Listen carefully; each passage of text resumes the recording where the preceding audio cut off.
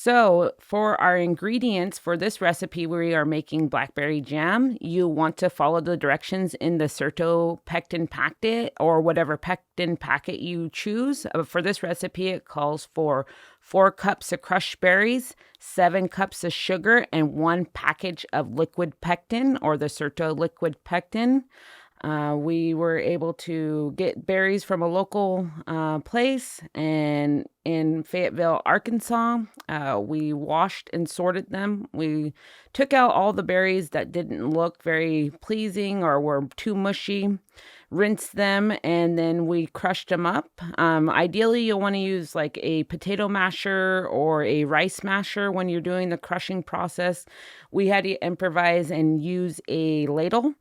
So we crushed it until it was nice and juicy, and then we were able to measure out 4 cups according to the recipe. So we are using Certo liquid pectin. And in the Certo package, there is a recipe and it'll tell you how much crushed berries, how much sugar to add. And so we measured out 4 cups of crushed berries according to the directions. We measured out 7 cups of sugar according to the directions. And we added those ingredients together according to the directions. We mixed them and placed the berries into the pot on high. And we want it to stir consistently during this portion, which is very important because you do not want your berries to burn. And so you're going to be stirring and stirring and stirring until your berries start to bubble or boil. That way you know that the sugar is not on the sides of the pot, and that's very important. You want to make sure you scrape all the sides during this process because you do not want any sugar to be lost and start to burn, because then once that burning happens, all of your berries taste burnt in this recipe. So you want to consistently stir until it comes to a rolling boil. And what it means by a rolling boil is it's a boil that does not go away when you stir. And so it consistently boils.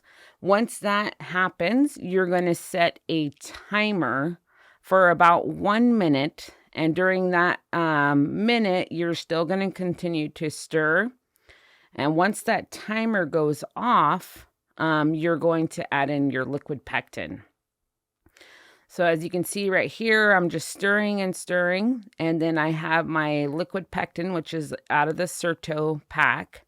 You want to basically take your pectin and squeeze it like a toothpaste tube and try to squeeze every drop of that pectin into your recipe.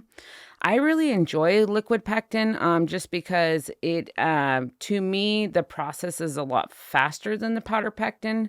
So again, once you get whatever pectin you're going to use for your recipe, you want to read the directions in full because each pectin has different recipes. So you'll want to follow the directions to the T according to the pectin packet that you buy. So I like the liquid pectin. After you have boiled your pectin into your berries and your sugar for 1 minute, and you remove that from the heat, you want to ladle it into your jars, and you want to have about a 1/4 inch headspace. This is according to the directions in the Certo packet. If you read it, it'll tell you how much to ladle, and every single one of your canned good, whatever you're putting into your jars, whether it's meat, jams, jellies, all of them will have a headspace requirement to it. And so this one calls for you to ladle it into up to 1/4 headspace, which is very, very close to the top. As you can see, I'm ladling it all in and measuring it out by eye. You can get a headspace measurer as well if you are not very confident in your eyeing it out. You want to make sure that you follow this process and make sure you get it as close to the top as you can, because if you do not, some of your jars will float to the top if they're not full enough. You want to take a wet or damp paper towel and you'll want to wipe around the rims. You want to use, I have a magnetic debubbler. You'll want to use that to pull your lids and your rings out of the sanitation that you put it through. So you can boil it and sanitize it. You can wash it in bleach water. You want to do your best not to touch the top or the rim. Once you've put all of your goods into your jar. So we put the blackberry jam into the jar, wipe the rim, put the lids on. You'll want to put it into the processing pot. Once it's in there, you'll want to bring it up to a boil for 10 minutes.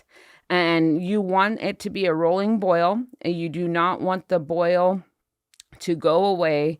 And so once you've got to that process, you take it out and you let it sit for 24 hours.